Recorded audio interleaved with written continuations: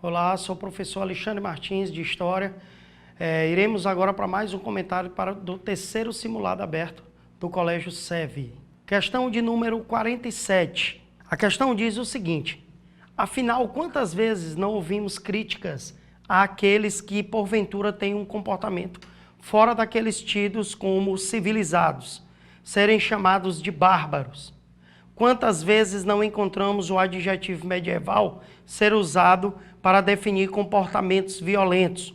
Ou ainda, quem nunca ouviu alguém dizer, não vivemos mais na Idade Média, desejando exaltar a mudança de comportamento para atitudes inovadoras ou modernas?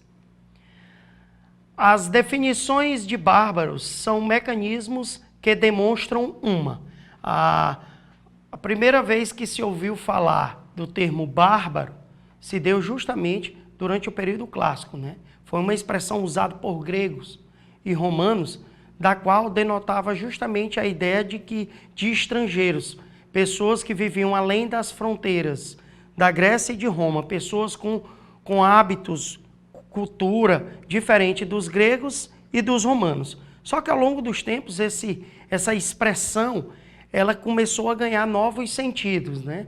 Hoje, na modernidade, esse termo se enquadra muito à ideia de violência. A expressão bárbaro trabalha a ideia de que justamente alguns grupos não possuem uma cultura civilizada em relação a outros grupos.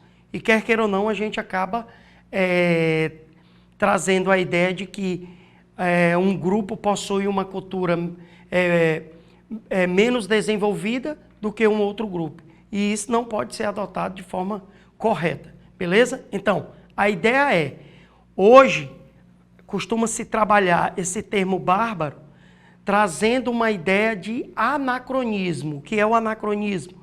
É a ideia de você trabalhar a característica de uma época em uma outra época. Isso é que é chamado de anacronismo. E essa expressão, de fato, ela tem sido muito usada, adotada em períodos, mas não faz parte desse período. Bacana? Então, vamos para as alternativas.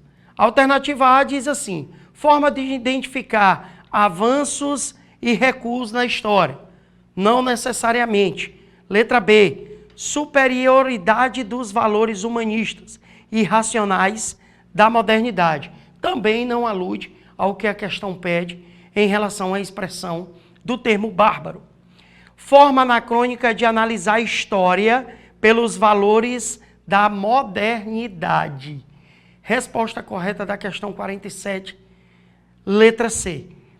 A letra D diz: visão adequada para o período medieval controlada pela Igreja Católica. Essa expressão ela não é adequada pelo conceito que ela traz a nenhum período e muito menos controlada essa expressão pela Igreja. Então a letra D falsa. Letra E: percepção romântica da Idade Média, exaltando a coragem da cavalaria.